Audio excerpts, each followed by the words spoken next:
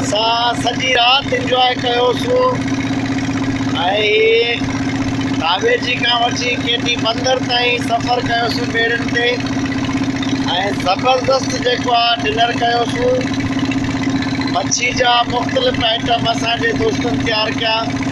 हाणे सुबुह थी वई आहे, असां पंहिंजी मंज़िल तरफ़ जेको आहे रवाना आहियूं ऐं यकीनन सभिनी दोस्तनि मुंहिंजनि इंजॉय कयो ऐं तमामु घणो मज़ो आयो। स्ट्रेस जेको हुयो रिलैक्स थी वियासीं ऐं हीअ समुंड, हीअ कमर जा बेला, मच्छी जो शिकार, महफ़िल मौसीक़ी, संगत सां कचहरी, समुंड जो हाल वाल, यकीनन सालनि जा जेके थक आहिनि उहे सभु लही विया ऐं मां शुक्रगुज़ार आहियां पंहिंजे दोस्तनि जो जिन ही समूरो जेको आहे अरेंज कयो।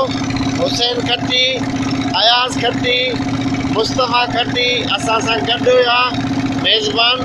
जॾहिं त जेको आहे ज़मीर मशहूरी, मक़सूद डोमकी ऐं मुंहिंजो नंढड़ो भाउ इसाक सरकी हिन सथ में पिकनिक में शामिल रहिया।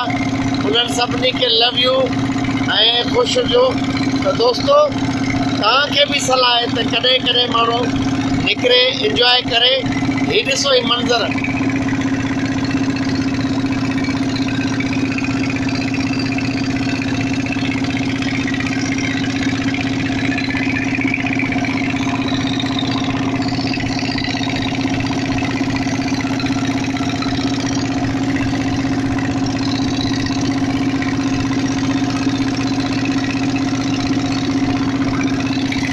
सुबुह जी 3 फुटी आहे।